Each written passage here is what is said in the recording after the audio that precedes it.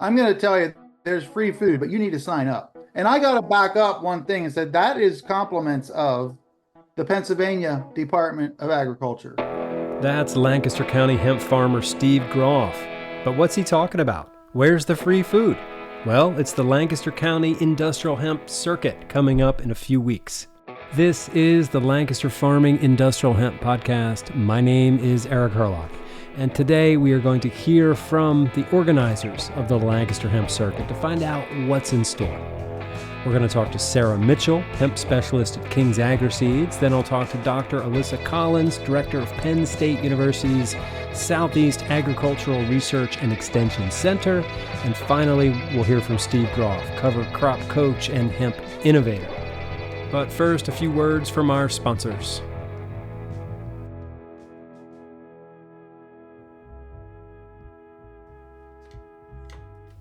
Today's show is brought to you with generous support from IND Hemp in Fort Benton, Montana, where they believe in the goodness of hemp. IND Hemp is a family-owned, mission-driven industrial hemp food, feed, and fiber company that's bringing new opportunities to farmers in Montana and the American West. Check them out at indhemp.com. Today's show is also brought to you with support from Forever Green, distributors of the KP4 hemp cutter. Introducing a revolution in hemp harvesting, setting a new standard for harvesting quality, speed, and efficiency. The KP4 prepares hemp for ideal retting and easy on-field tedding, raking, and baling. Easy to maintain and designed to withstand the punishments of hemp harvesting, the KP4 hemp cutter is available only at hempcutter.com. Also, a quick shout out to our friends at Impactful Ventures.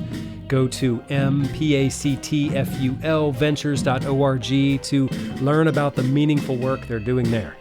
So, impactfulventures.org. All right, so welcome back. Here we are. It's the end of July, beginning of August. In a few weeks, it's a two-day event in Lancaster County called the Lancaster County Industrial Hemp Circuit. And today we're going to talk to the organizers and find out what's in store for you and why you should attend. Okay? We're going to talk first to Sarah Mitchell from King's Agriseeds.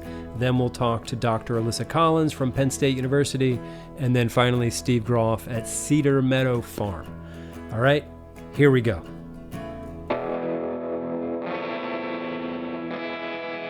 Sarah Mitchell, hemp specialist from King's Agriseeds. Welcome back to the Lancaster Farming Industrial Hemp Podcast.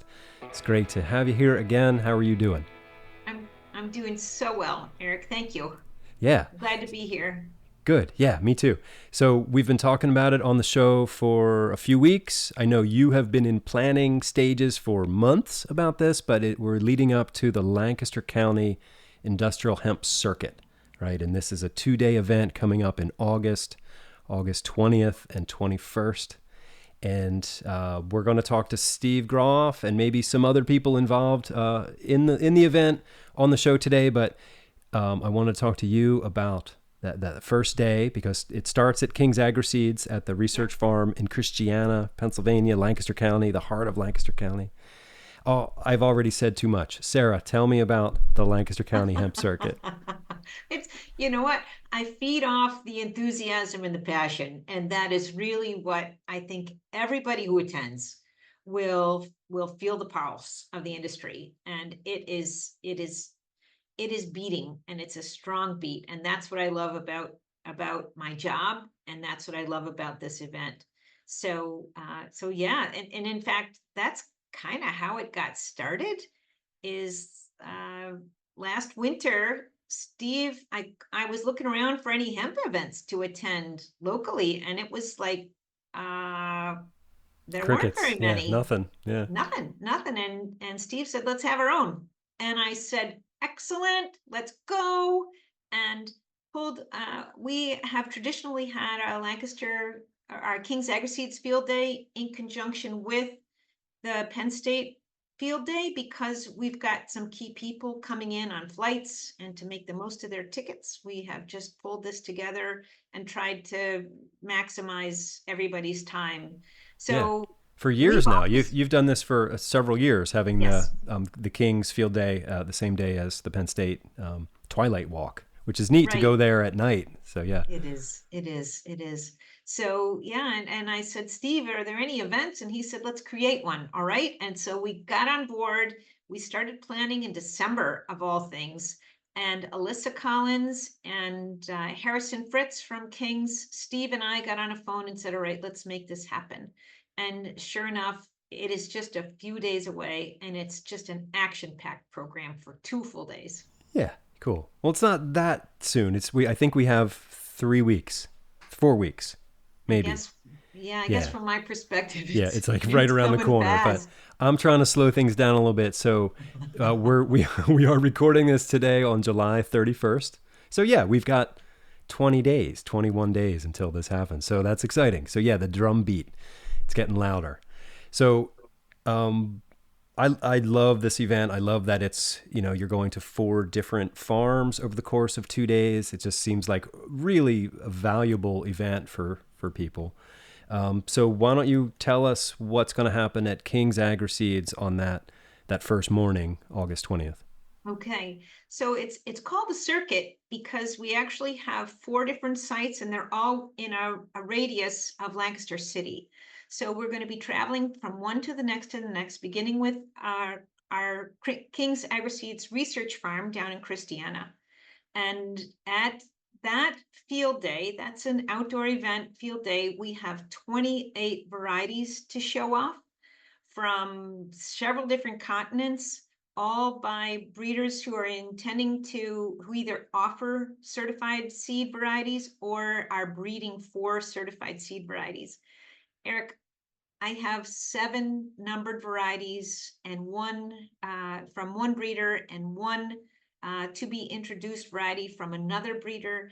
And it's just really exciting to be part of the screening process.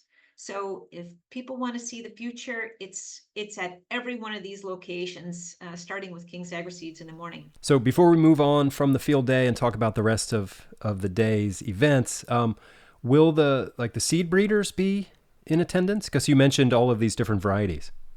Yeah, I grow them, but I didn't breed them. And these are the people who are intimately, and I mean intimately, familiar with these varieties, and they have selected them for particular purposes. So the best place to meet the breeders, and especially the manufacturers, because then the manufacturers can say, hey, these are the qualities that I'm looking for. And the plant breeder can say, well, I can tweak that. Just, stay tuned. It's hands-on experience. I like this variety. This part is almost perfect, but I need this. So our breeders will be there. Jeff Kostich from Verve Seed Solutions, he's been a partner with King's Agriseeds from the beginning. Yep. And he is a wealth of knowledge, really important. And he's also a farmer and a processor. So credibility up to here. International Hemp, Derek Montgomery, I understand, is coming. And we've got some very cool varieties that we've carried from International Hemp for a couple of years, but also they are supporting Cornell breeding. And okay. I have 2 varieties from Cornell University through International Hemp, Ursa Grande and Ursa Alta. Oh, and by the way, we're producing certified seed of that crop in Chester County, Pennsylvania. Hey, that's my home county. Hey. All right, good. Wendy Mosier from New West Genetics is coming. Yeah. They've got an F1 hybrid, which is obvious, a standout in the field trial that we have. And Robin Destich from Konopie, US. Yeah. Yep, we've got their French varieties and also a Hungarian variety and another European variety. So we have it's all there, 3 feet to 12 feet. Oh my goodness. And the breeders are there to talk about it. That's the important thing. Right. And it's because it's all about relationships, right? They tell consumers that you should get to know your farmer. And so, I think by that same logic, your farmers need to know that they're seed breeders, right? And so this is a great opportunity for the people to come together and develop actual human relationships. And the breeding is really dialing in, Eric. When you're there's a big difference between talking to a bona fide breeder who is selecting for stability, for uniformity, for crop performance, as opposed to saying, I selected this out of my field of, 1,000 and it looks great and I'm going to propagate it and I think you should sell it. These breeders know the intricacy of the breeding process, but they also understand the challenges of growing a crop and what the manufacturer is looking for. So all of that goes into their breeder profile. It's very technical, and frankly, they make it look easy. That's so cool. All right. So King's Agriseeds in the morning, and then you go to the Landis, what is it called? The Landis Valley Farm Museum? Is that what it's called? I guess the long name is Landis Valley Village and Farm Museum. It's a working farm, but it's part of Pennsylvania's history, the Historical Society, or whoever runs the museum segment. So it is a state museum.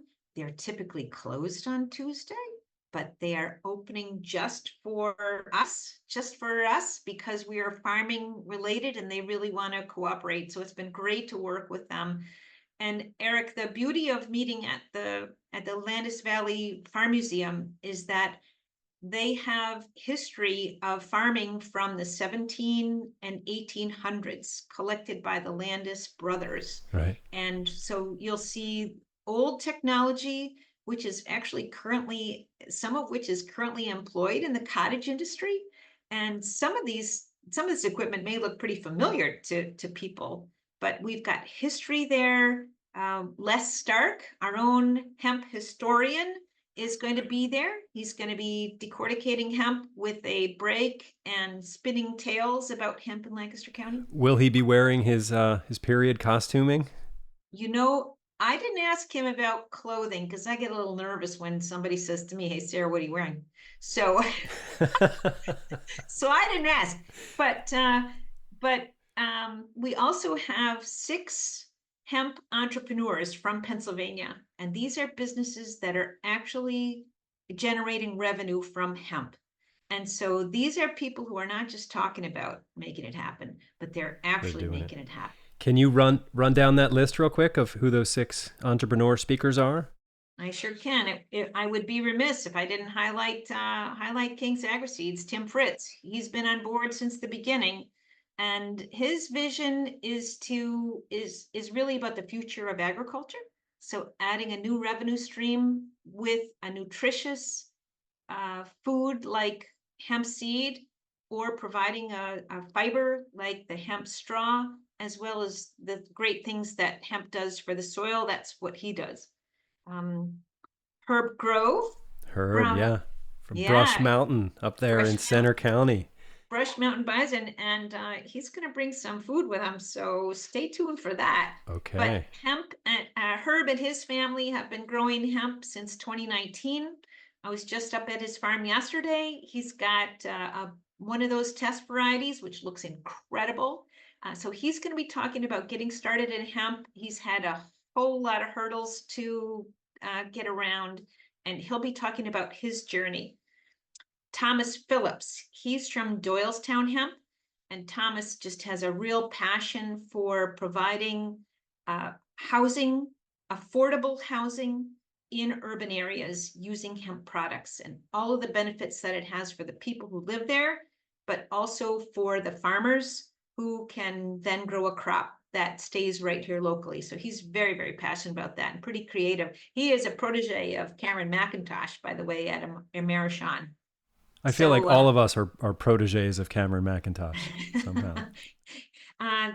David Cook, he is not, he has been in the hemp fabric weaving business for a long time, and he has a real vision, Eric, of making Pennsylvania center of hemp fabric, hemp production in the United States.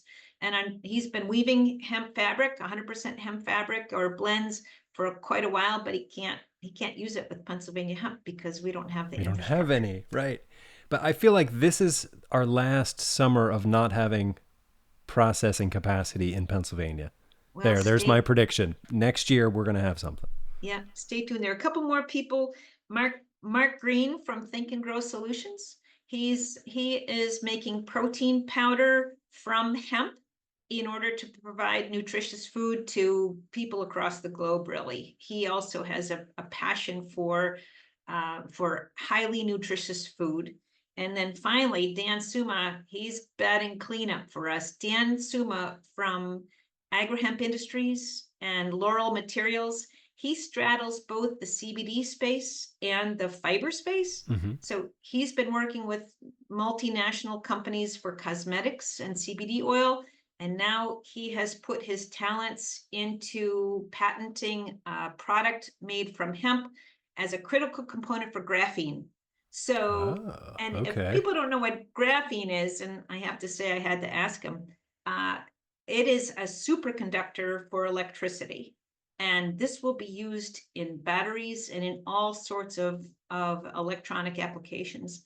So at the Farm Museum, we've got the past with Les Stark talking about the way it used to be done. And then we're spanning all the way to the future Right with into the future. graphene, all of which can be done right in Pennsylvania. Yeah, I love that. And I love the idea of the Landis farm, because when it was in operation, back in its heyday as a farm, they were growing and processing hemp there, right? That's right. If this farm is what you said from the 1700s, it's probably, Yep. yeah, so Yep. that's amazing. That's One cool. last thing I Sure. forgot to mention, and that is that the Pennsylvania Department of Agriculture has been so supportive of us. And Secretary of Agriculture Russell Redding, he's coming to kick off that meeting. And I just think it's great that he is personally involved. He's extending himself, and he's going out of his way to greet us and hear how people are involved with hemp in Pennsylvania and beyond. He has been supportive of the hemp industry in Pennsylvania and nationwide as long as I've been covering this space. He was, I think, my third interview here back in 2018. And yeah, he's been just so supportive all along. I have to wonder, though, will he be wearing the period costuming too? Maybe him and Les Stark can pull something off. Maybe some nice hats. I don't know. We'll have to talk to him about that. Well, the optics are going to be great, really, aren't they? Down at the museum, standing in front of all this, horse-drawn equipment and things. So, not atypical in Lancaster County either. So, yeah. Are they growing any hemp there at the Landisville farm? Or the Landis Valley farm, sorry. Landis Valley Farm Museum. They are the farmer there, Joe. He's a little skeptical of hemp. So not this year. Not but yet. They have flax growing there. Okay. And that is also part of this whole fiber revolution. Absolutely. Which is yes, quietly it is. taking place in Pennsylvania. Yeah, Pennsylvania is an epicenter, right? Like with the PA Flax project. There's a lot of cool stuff happening over there too. Keystone State. Yeah. So cool. All right. So that's the Landis Museum, and then there's a little break, and then it's relatively close to the Penn State Southeastern Agricultural Research Center, right? Yes, it's probably 15-20 minute drive from there. By the way, we're having lunch at the museum. Dinner will be on their own for people. There's so many restaurants to taste and see, a lot of eclectic things that we have from in that arena. But in the evening, we travel out to the Penn State Research Farm. Dr. Alyssa Collins, she's put together a really fantastic program. She has the bridge between the agronomics and the manufacturing process.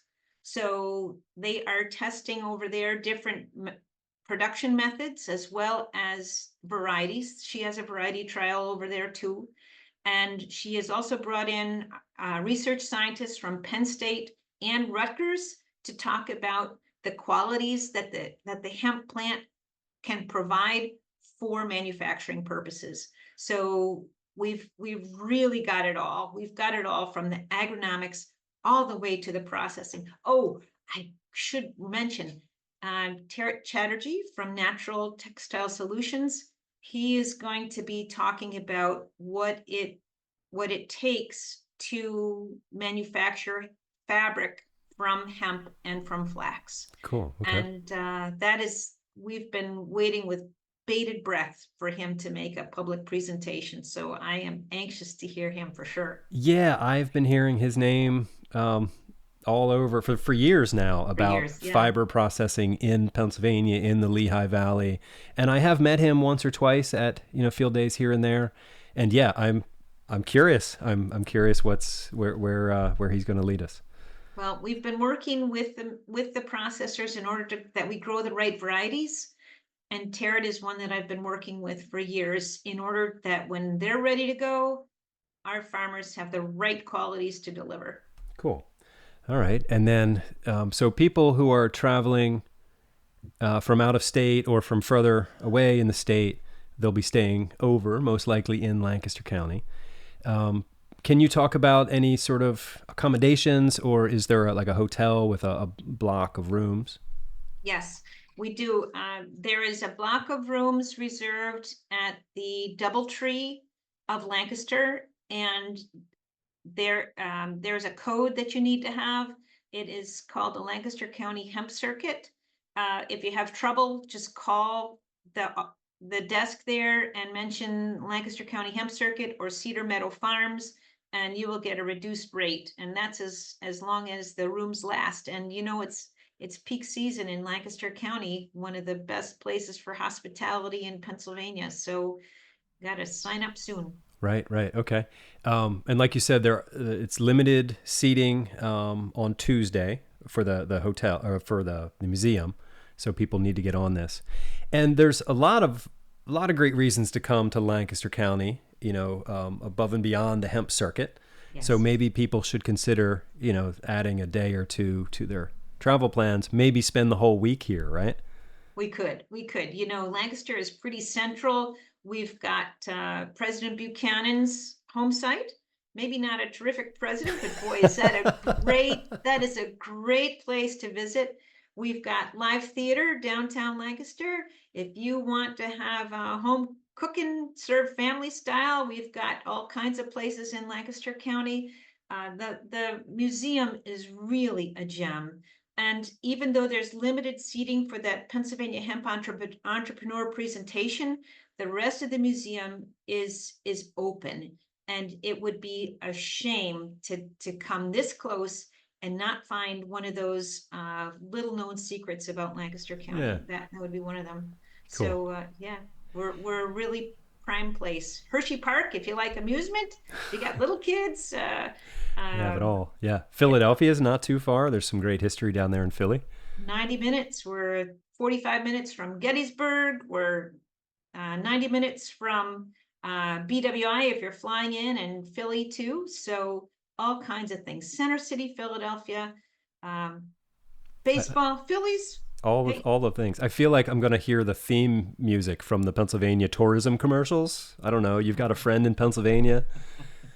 I don't know, but it's worth it. It's worth a trip here to Pennsylvania. And this event is great. It brings me great joy that it's happening. When I look, I've been following hemp in Pennsylvania for a few years now, and just to see how far it's come and the people who are, still in it, still putting this together. And I don't know, it's great. It's neat to be a part of it. And so I'm excited for it. So I thank you for the work you're doing, Sarah, and the rest of your team there at King's and Penn State and Steve Groff and everybody. And I really implore our listeners to come to Pennsylvania. It's going to be good. So thank you, Sarah. Thank you very much, Eric. Dr. Alyssa Collins from Penn State University. Welcome back to the Lancaster Farming Industrial Hemp Podcast. It's great to see you again. How have you been? Really good. Thanks, Eric. We're excited for our hemp events to come together like they haven't before. Yeah, and this is a big deal this year. I've been to most, if not all, of the hemp twilight walks at the farm there in Mannheim. And this one promises to be even bigger and better because you've teamed up with all of these other farms in the area. So that's exciting. But first, I wonder if you can give us a quick introduction to you and where your farm is. Yeah, so I am the director of the Penn State Southeast Agricultural Research and Extension Center.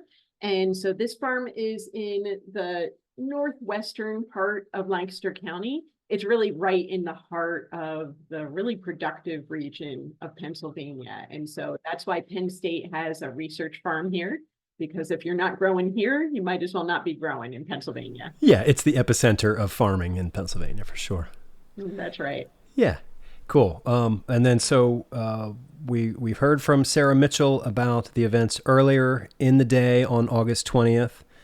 First, folks are going to go to the King's Agriseeds Research Farm in Christiana, and then go to the Landis Valley Farm Museum. And then in the evening is the Twilight Walk at your research farm. So I wonder, first, can you give us some basic details about timing of it? And then let's talk about the things that you're really looking forward to. Yeah, so this is going to start at 6 p.m. So hopefully we'll have a cooler situation to walk the fields that evening. But we're going to start with some introductions. And, you know, this is a great opportunity to meet some of the next generation of hemp scientists, because we're going to have some of the students there to share their work that they've been working on the last couple of years on specifically hemp disease and hemp processing and insect ecology in hemp. So they'll be there to chat with everyone and share their work. Then we're going to go out into the field where we have our variety trials and some population studies. And we're going to talk about those varieties before bringing everyone back inside so we can wrap up the event. Okay, and it's a great place to have events. I've been there a bunch of times. It's a great big pole barn. You get some nice breezes blowing through. Mm-hmm. And it's also like very picturesque, I guess. You know, I've taken a lot of great photographs of hemp plants out in the fields there, you know, with sunsets and maybe some rainbows. You know, it never disappoints me when I go out to your research farm, you know, photographically speaking, I guess. Yeah, hemp is actually just a small part of what we do. We do all the crops in Pennsylvania, and that includes ornamental plants as well. So we have one of the largest ornamental flower trials in the country. We have some lovely gardens. So if people want to come early and walk around, we really encourage that. Yeah. My colleague at Lancaster Farming, Stephanie Spiker, just wrote about the flower trials at the farm. So I'll put a link to that on the show page for this episode, so, you know, people can get a little more than just hemp. Wonderful. All right. So is there anything else you'd like to share with us about the event, or just that the work, research you're doing this summer? Yeah, well, one of the things I'm really excited about this year's event is that we're going to really highlight what I think has been the missing connective tissue of our hemp industry in Pennsylvania, which is connecting the growing part of it with the processing and end users of it. So we know we can grow certain varieties in certain ways and get this great yield, right? And those are the good yielders. And that's what you would think you would want to tell a farmer, hey, you should grow this. But that's not always necessarily the variety or the quality of material that a processor wants to work with. Right, right. So we're really happy that one of our local processors is going to be joining us for this to kind of walk us through what it means when material gets to their plant, what sorts of things they look for in terms of fiber quality, fiber length, all the sorts of things that we've now been measuring with them based on our varieties. So we've been sharing the biomass from our varieties over the last year, and they've been analyzing them so that they can tell us, hey, this variety looks like it's going to be good for textiles, or this one might be better for non-woven applications. And they're going to help walk us through that so that we have a clue when we're going to talk to a processor about what our crop can provide for them, or finding that right processor and working with them to meet their needs. Yeah, that's cool. I kind of travel to the future a little bit, and I'm excited about what like that will look like, you know, in 15 years, like the different varieties and how they'll be matched up to the different, you know, end uses. And it's just exciting. You know, we're just still on the cusp of it. Yeah. Another exciting thing is that we're going to have researchers from up and down the East Coast. So folks from NC State, Rutgers, Cornell are all going to join us. we've all been working with these same varieties in trials very similar to the ones we have here, and they're going to share their experiences, because what's nice about this is that our location, if it doesn't represent all of Pennsylvania, you're going to find a trial that can. So folks up in Cornell might have conditions more similar to the northern tier of Pennsylvania. NC State might also have things more similar to that southeast portion of Pennsylvania. And we're going to see what are the commonalities among our varieties and what are things that might differ by location. So that could be helpful as well. And we also have one of the breeders that is going to be with us, and the materials that they have bred, which are exciting. So Larry Smart from Cornell is going to join us. We'll walk amongst some of the promising varieties that he's come up with. Cool. That's great. Exciting to have Dr. Larry Smart down here in Pennsylvania with us. Yep. So cool. All right. Is there anything else you want to share with us about the event?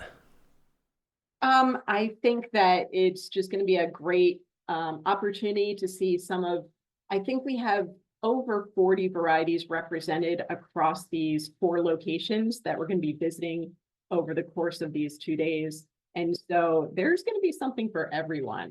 And even if you're not interested in the growing part, there will be things for folks to explore. We're having a little mini hemp house visit our location that people can walk through. So we're excited for making network connections as well with all levels of the hemp industry. Cool. Now, you said something for everybody. Is there any cannabinoid stuff happening at your farm? Is there any cannabinoid discussion on this circuit? So not this year, but we are always looking to talk to people about where that industry is going as well. And we do share a lot of commonalities in terms of diseases and insects we deal with. So we can address some questions there as well, but this is going to be focused largely on fiber this year. Yeah, good. That's what I'm excited about. Fiber and grain and things we can make from hemp. Yep. So cool. I feel like, the industry as it's kind of unfolded after the Farm Bill is now sort of self-correcting a bit and getting back onto the track that, I know it's not all about me, but it's back on the track that I imagined we were going to be on initially. So yeah, cool. It's interesting to see how things have filtered out, and the folks who are currently doing some great work in this area are really working and focused now, I think, is the exciting thing. Yeah, good. Awesome. Well, I'll let you get back to work. I appreciate your time and the work you're doing there, and I look forward to seeing you in person at the farm in a few weeks. Thanks so much. Me too. Steve Groff, welcome back to the show. How are you doing? Doing good, Eric. It's always good to be on your show. Again, as always, continue to appreciate all you're doing to promote hemp. Yeah, likewise. And we have, very similar goals, right? And that's to promote hemp in the world, but also here in Pennsylvania and specifically in Lancaster County. And you've got something cool coming up next month. I know I've been talking about it on the show here and there for the past few weeks, but can you tell me what you're going to be doing there at your farm in a few weeks? Yeah, it's the Lancaster County Hemp Circuit. Don't let that mean it's just for people from here, because we already have people coming from around the world and all over the U.S. and Canada. So it is definitely an international event with anchored locally here. And real briefly, it is 4 events over 2 days. Day 2 is here at our farm at Cedar Meadow Farm, Southern Lancaster County, August the 21st. So we're gearing up for that, getting ready for it, and it's excited to be able to do this. It's been a few years since I had a major field day, so I'm kind of rejuvenated here, ready to make something happen again. How many people do you expect showing up at your farm? We're hoping for around 200. We're almost halfway there in registrations, and we just opened registration last week. So that's exciting. Yeah, we'll see. But yeah, we're hoping for around 200 people. A lot of people committed. I have a great speaker lineup and just some outstanding demonstrations of equipment, some brand new equipment that has never been used before is going to be demonstrated as well. So we're excited about that. Nice. Well, first, tell me about the speakers. Are you at liberty to tell me, or is this like secret stuff? Yeah, no, we have a website out now that maybe you can link into that. But no, we are really gearing up for it. And my part on Wednesday, we have a lot of good speakers, some that are very well known in the hemp space. And but I would just go down through our list here. Dwayne Sugars with Hemp Catalyst, who I'm affiliated heavily with in buying hemp and connecting the dots, so to speak, in the whole hemp supply chain, trying to get that together. He'll be talking about that. We have Ken Krepke with Ben Franklin Technology Partners. He'll be giving an update on the Pennsylvania Industrial Hemp Engine. A lot of publicity about that. It'd be good to hear what the latest is. I got Jeff Whaling here to give us an update on the Farm Bill and where hemp is at in relation to the Farm Bill. Okay, and he's from National Hemp Association. Yeah, National Hemp Association. Then with the Pennsylvania Industrial Hemp Council, Eric Stark, who's also involved with National Hemp Association, but she kind of wears two hats. She'll be talking about the Pennsylvania Industrial Hemp Council and what they are doing, of which I'm a board member, by the way. And name familiar to this show, Cameron McIntosh from we'll be talking more about what he does in hemp insulation and building projects and so forth. And Fred Strathmeyer, who's our Pennsylvania Deputy Secretary of Agriculture, will be here, giving some of his updates. And then from out of state, Dr. Larry Smart from Cornell and David Suchoff from North Carolina State. Nice. On your show. Yeah. They're, some of the more forward-thinking researchers here in the I will say in the nation.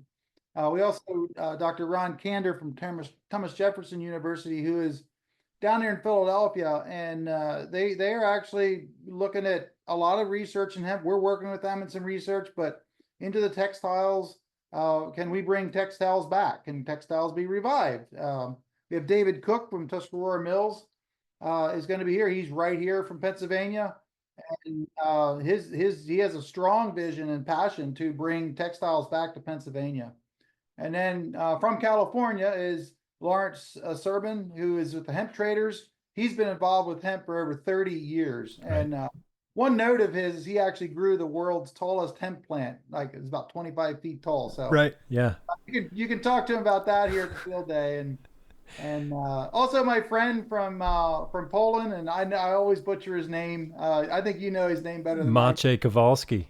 That sounds right. Yeah, Maciej's rolling into town. He's going to be on a road trip. For not remember your name, but I am really looking forward because he brings the whole package, and I really admire him. Those who are LinkedIn probably follow him. He's an excellent journalist, and he does it from seed to retail clothing or retail textiles, and he has a pretty cool thing. I know he has many admirers, so you'll get a chance to meet him, and that would be great.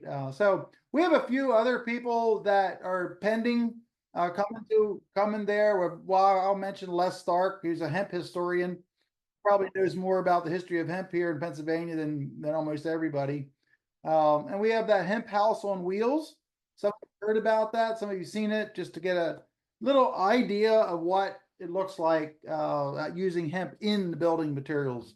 We're hoping to have a BMW car, a production model car here that you can see where hemp is used in the interior.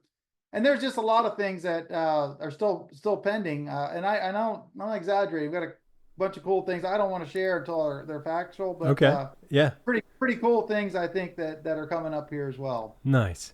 Well, as far as people go, I think all but two of the people you've mentioned have been on our podcast before. So listeners out there, if you want to come, they say you don't want to meet your heroes, but maybe in this case you do. I think you do. Maybe you do want to meet Ron Kander or Dr. Smart or David Suchoff. These are, So this is great. This is exciting. It's exciting for me because it's like a lot of my favorite people all in one place. It'd be like about Gary Kurlock podcast family reunion. Maybe I should get an RV to drive there. Oh, hell, you ought to think about doing that sometime. Maybe you do have a little experience with that. Yeah. Yeah. When I see RVs coming at me on the road, I get like a quick, I'm not even sure what that is, a moment of panic, but it's all right. No, that was it. That was 3 years ago now we went on the road, Steve. Oh, amazing. Yeah.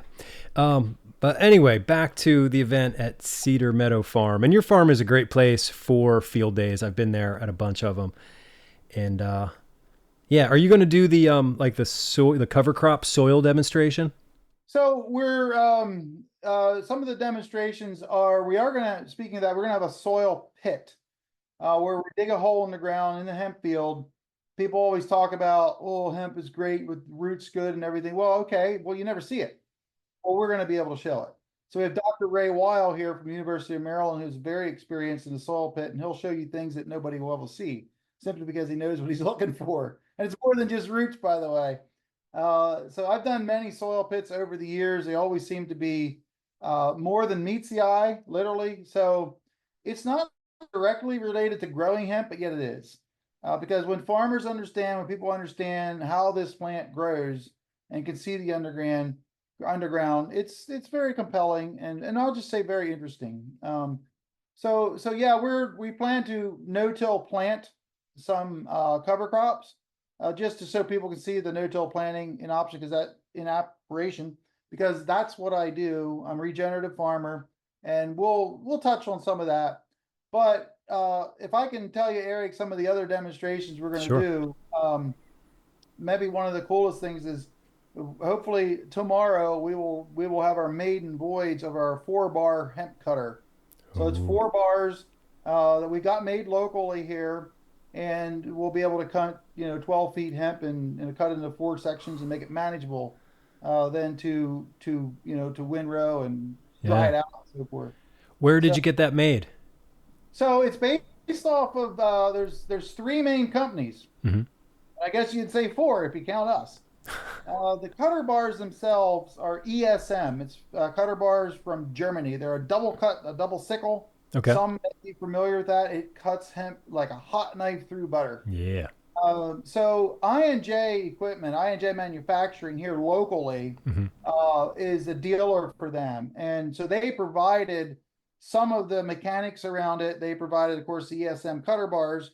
And then Joe's Machinery here locally in Lancaster County has done the fabrication of the main components, the frame and so forth. So it was kind of like from my son David and I and them that we drew this up kind of in our head on pieces of paper and gave it to them, and we hope to test run it tomorrow, and we'll be at the field day. So one of the other things we're going to demonstrate is a hay merger that we think in our trials last year, I should say, showed to be better than hay rakes, to be able to bring the hemp together, to be able to the process of retting and all that. So we're getting another one in here actually next week. So we'll be getting used to it. We'll have it here at the field day. So this is an important component for the drying down aspect of hemp. So we have the 4-bar cutter that makes the shorter pieces so it's manageable. We have the merger, and then we have the baler. So we'll also demonstrate the baler which we had last year, and that's done a wonderful job for us. The McHale baler. That's the McHale, yeah. Yeah, that's worked very well for us. So yeah, and as far as any other demonstrations, we let me just think here. I guess that's the ones that I know we're going to do right now. There could be some others, and as anybody knows, with the field day, subject to change. Weather we have to work around, and some of these things may or may not come off without a hitch. Who knows? But yeah. Well, let's get back to that 4-bar mower. Yeah. So you had that custom made this year, and that's a bit of an advance in technology from what you put together last year, right? Can you remind us what you cobbled together last year? Last year, and the cobbled is the right word. Last year we cobbled together a 2-bar. We mounted one on the front of the tractor, and then we mounted one to traditional 3-point hitch in the back of the tractor. Wasn't that difficult to do. Obviously, you had 2 more bars on it. Now this one here is all built off the back side of the tractor. So our tractor is 125 horsepower, and I think it's going to max it out with not the power requirement, but just the the weight and everything of it. So I don't think you want a much smaller tractor on this because we have to put some counterweights on it because of those bars hanging out the one side. So all these things we'll be testing in the next couple of weeks, and hopefully have it dialed in for a good show on the field day, the 21st. Yeah, there you go. So what does that say about Lancaster County as a place to get things fabricated? Well, what it says is that we have a lot of opportunities, a lot of good people, because for me, it was just literally some phone calls and some visits. And I've known these people. That's another thing. We're a community. We've done business over the years. And I mean, I could say personally, I'm 60 years old, so I literally can say over the decades. So when you have an idea and you call someone up, you stop in and say, hey, here's an idea. And, they're either going to say, I'm way too busy, great, or whatever, or yeah, I'd love to help you. And so I&J Manufacturing, Joe's Machinery, those two, both of them work hand in hand here with providing the parts and also the fabrication. That it is a beautiful thing. It's a beautiful thing in the community that we do something like this. So. All right. So I know you're busy. We'll let you get back to work soon. But question, I know you and Dwayne Sugars with the iHemp Catalyst, you guys are talking about processing center. I just wanted to check in on that. How we doing on that? Yeah. So we are slowly, I mean, welcome to the world of hemp. Nothing goes fast. Slowly but surely, we're moving forward with what we're calling our Hemp Innovation Center here at my farm. We're just getting the stormwater permits finalized, and we'll be submitting the permit to the township. And we want that to be a place for testing on kind of a smaller scale till we get things dialed in, because with hemp, there is not going to be one specific way to process all things hemp. There'll probably be half a dozen different ways. We're going to look at some of the short fiber end of it. What are the best machinery here to utilize? Our goal, and this is a little different than most, our goal is to keep the processing on farms, where we'll perfect something at my place and then move it out or build we'll scale it up at another farm.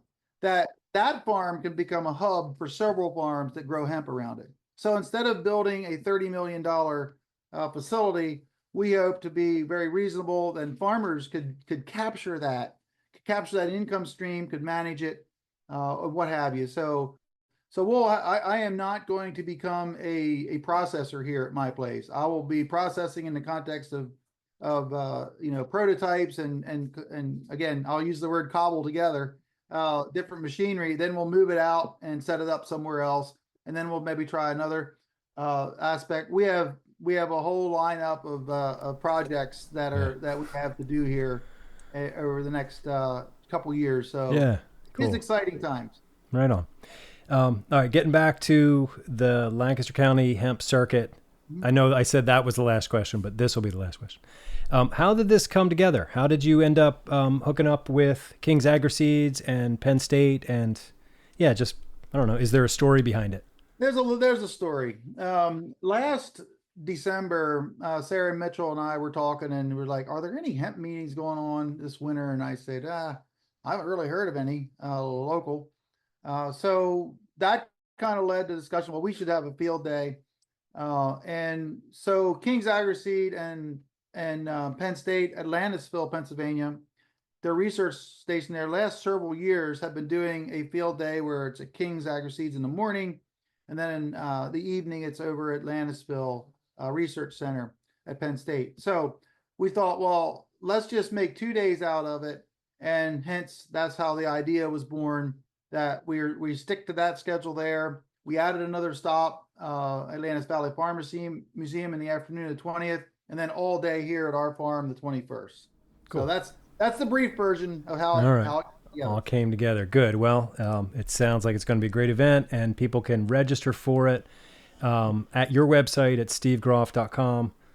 And I've got a link to it on the show page for this episode at lancasterfarming.com. Yeah. And sign up. We want to sign up, because I'm going to tell you there's free food, but you need to sign up. And I got to back up one thing and said that is compliments of the Pennsylvania Department of Agriculture. Oh, there you go. Right. We applied for a grant for this field day, and they came through. And so we are going to credit where credit is due. So you want free food, you want a free, event. There's no registration fee, and the food is free, but you need to sign up. There you go. That helps us get the numbers, and so our caterers can be, well prepared. So that all the sign up information's on the website. Okay. And is it true that Russ Redding is going to be making and cooking hemp hamburgers? I haven't heard that, but he's scheduled to attend. So maybe he is. That would not surprise me. All right. This is where rumors start. Yeah. I'll let you chase that one down. It's plausible. All right, cool. Well, Steve, I'll see you at the event, and I'll probably talk to you before then, but thank you so much for your time today. I really appreciate what you're doing. So thanks. Yeah, we're looking forward to this. All right, there you go. Now you have a better idea what this hemp circuit is all about. And I imagine now you are starting to Google where to stay and looking for that registration link. Well, it's at lancasterfarming.com. Go there, click on it, register for this free event. Make travel arrangements. Come hang out in Lancaster County with us in August. It's going to be a great 2-day event. So yeah, I'll have a link to the registration page on the show page for this episode. But honestly, just Google Lancaster County Hemp Circuit and you will find it. All right. So yeah, I'll see you there. I'm going to be there both days, doing whatever it is that I do. So yeah, my name is Eric Herlock. I am the senior digital editor at Lancaster Farming Newspaper, the greatest agricultural newspaper in the world. Check us out online at lancasterfarming.com. So much goodness there. So, all right, until next time, I will see you in the newspaper.